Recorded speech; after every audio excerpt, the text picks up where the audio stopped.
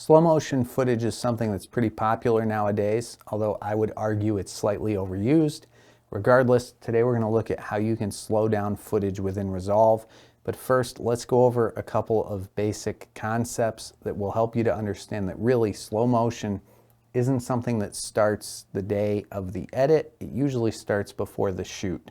So let's walk through a thought experiment. I want you to imagine that I reach out and I pick up a glass, and that whole action takes 1 second to complete, and you're now going to create a flip book. So you're going to sketch out a series of images, and then we're going to flip through the book and we're going to watch it play back in real time.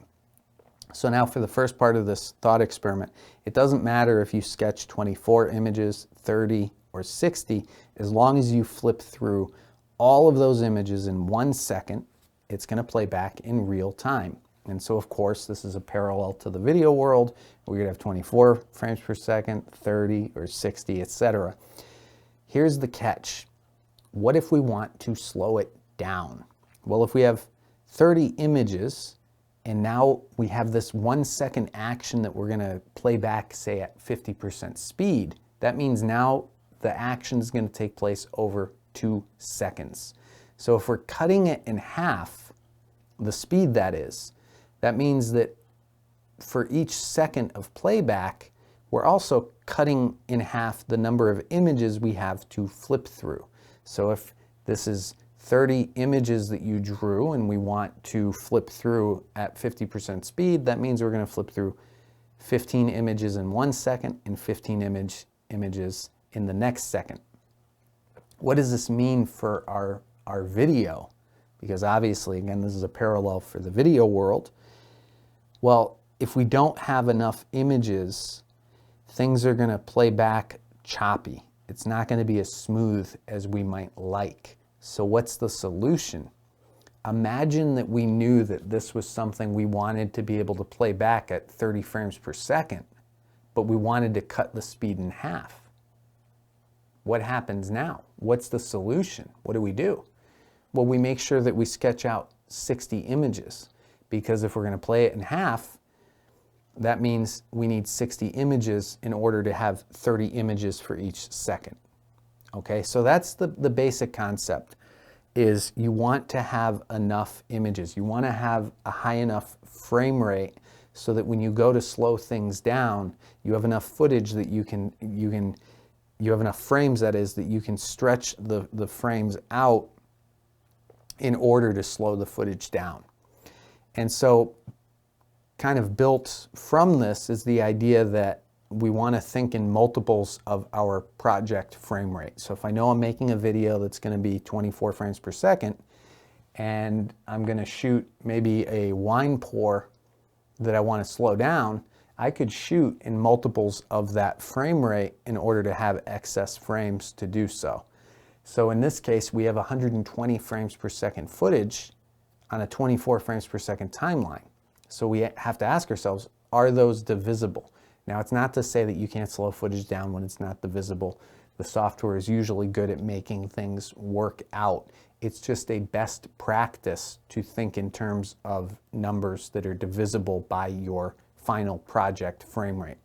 So in this case, of course, 120 is divisible by 24. In fact, we would find that that means that we could slow this footage down to 1/5 or 20% of its original speed, and we still have enough footage or enough frames for 24 frames per second playback. So that's the basic concept that's at play. I am going to show you a solution if you're working with footage where you didn't record in a high enough frame rate. There are some options. We're going to look at one today. With all of that being said, let's jump into it. I have included the slow motion footage that I have here with the project files for this lesson, so you can download those if you want. Let's jump into the project. Okay, so I've got my footage already imported into my project here, and the first approach is if we just right-click right in the media pool on the clip and we go to clip attributes and we're looking at the video. If we click this drop down and we come up to 24 and we click OK, if we drag it down, what you're going to see is the video has now been slowed down. But here's the first problem we run into. If you need the audio is not slowed down. It's out of sync, actually. If we come back a little, you can hear the pour is taking place, but it's not visually taking place. So first option works fine if you're not going to use the audio. And many times, actually, when I record slow motion, I don't use the audio, although this isn't my go-to method of actually slowing footage down. But it's one of the methods that you should be aware of. And let's just undo this. And if we come back just to show you, if we didn't make any change, this is going to play back in real time. So understanding when you're working with slow motion footage, how can you get it to play back in real time? How can you slow it down? That's important. And so when I imported the footage into Resolve, it said to me, do you want to change your project frame rate? These don't match. And I said, no, I left it 24 frames per second. And the footage, as you see, is 120 frames per second. So what's Resolve doing? It's just dropping the extra frames and it's playing it back in real time. It's still playing it back 24 frames per second, but without making any changes to it, it's going to play it back in real time. If I right click and I do the clip attributes, now we have it first way that we can play it back slow motion. What's the second way? Right click, just go to change clip speed. And you might want to look at this depending on the audio. So let's make this 20% and let's leave pitch correction on. Now the audio has been slowed down with the footage, but the second thing that you need to be aware of is when using this method, you're going to have to stretch the clip out after slowing it down. And if we play it back, you can see the audio is in sync with the video, but we might want to, in this particular case, turn off pitch correction if we're going to keep the audio. And I think that sounds a little better. So that's option number 2. But sometimes when you're working with slow motion, you're not just slowing everything down. Sometimes you want to start off regular speed and then go to slow motion, and then you might even want to go back out of slow motion back to regular speed. One approach is we could just decide to make cuts and we could change clip speed for different sections of the video, the cuts of course being applied where we want those changes in speed to occur. That's one approach. It's not the best approach, and it's not the best approach for a couple reasons. One, there's another way to make this change that's just much easier to work with, and then two, sometimes you need a little more subtlety in how you control that change in speed, meaning you might want to ease into it or out of it. So this is speed ramping. We can kind of ramp up into the change in speed and out of it, etc. So looking at this, how do we do that? Let's undo what we've done so far and let's get everything back to normal. So we have our clip again and it's going to play back in regular time. And I'm going to zoom in a little bit here. And so the next approach is to right click and open up our retime controls, which you can also do by just clicking Control R. And what we get here is this drop down, and we can change the entire speed. So maybe I want to change it to 25%. Now this is the first thing I want to point out to you. Notice it changed the clip. I did not change the clip speed and then have to stretch it out. It did that for me. So this is my go-to method when it comes to adjusting clip speed. Let's undo that though.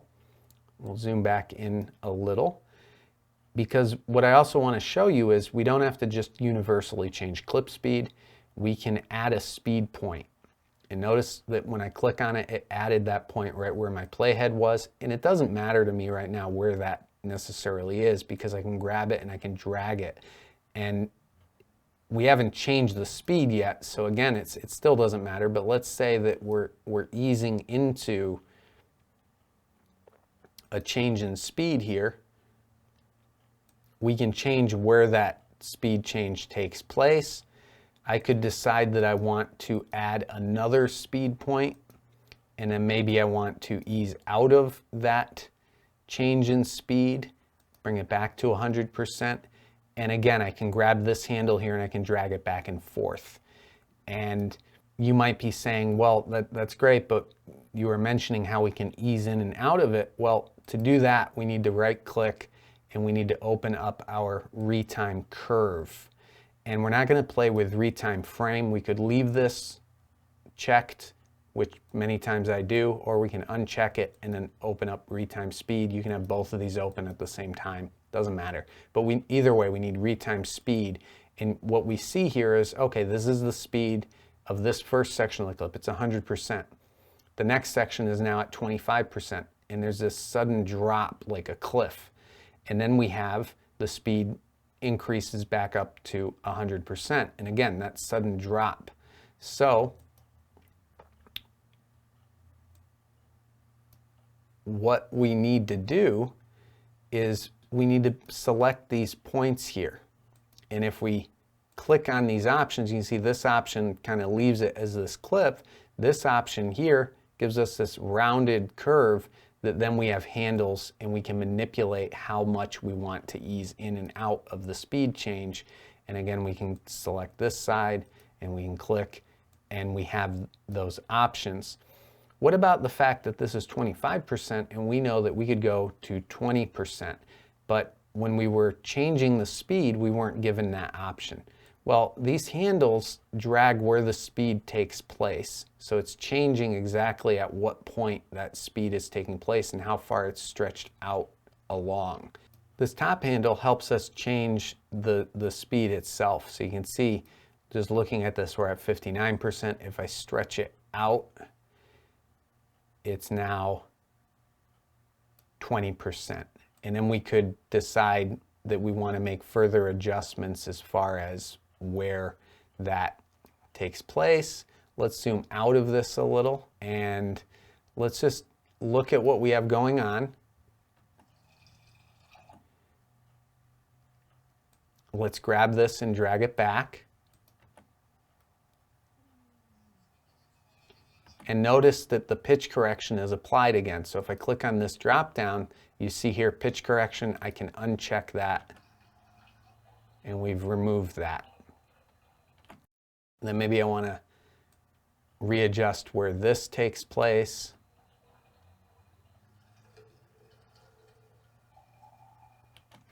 And we've applied slow motion. Now I'm not exactly fine-tuning this and trying to make it look as pretty as possible. I probably wouldn't be easing in and out. If it were something like this, I'd probably ease into the slow motion and then just leave it for the pour. But the next question is, what if we have footage we want to slow down, but maybe we weren't planning to slow it down when we shot it? Maybe it was used in a previous video where the intent wasn't to slow it down, and we didn't slow it down, but now we're repurposing it, and it just makes sense that we actually apply some slow motion effects. But it doesn't play back as smooth as possible. Well, there's one trick that I'm going to show you today that you can use that can oftentimes help to smooth things out. So first, let's close all of this up. So we can click Control R. That's going to close out the retime controls. We could right click and uncheck retime curve, or we just come here and we can click on that little handle. And then I'm just going to push this over and we're going to click on this clip here and drag down our video of Poppy. I'm going to right click and I'm just going to change the clip speed. We'll change it to 50%. And if we play it back, just watch that beginning right there. That's a little choppy. You can see it's kind of, just doesn't look right. It's not as smooth as I would like it to be. So here's a simple solution that you can try. If you open up the inspector and you come down to retime and scaling, if this is closed, just click on it and open it up, and you're going to get some drop down navigation, and we're going to click on optical flow. Now, we could change this in our master settings. I don't do that because I don't want optical flow applied unless I choose to apply it to a particular clip. So right now it's just the default settings, But if we have the clip selected and we click optical flow and we come back, I think you can probably see that that's a little bit smoother than it was before we applied optical flow. So it's working a little bit of software magic. It's looking at the video, it's creating extra frames based on what it's seeing. And what you need to keep in mind with this approach is, depending on the action that you're recording, if it's high speed action, if there's lots of camera moves, you might find that this doesn't work as well. The point being, it's always best to plan in advance and capture your footage at the correct frame rate based on what you intend to do with that footage. But in many instances, you might find that you're working with footage that you want to slow down, and applying optical flow can help you do it while maintaining that smoothness in the footage. Either way, now you have multiple options as far as slowing down footage, and hopefully you find these tools useful. Let me know if you have any questions. That'll be it for this lesson. We'll see you soon. Take care.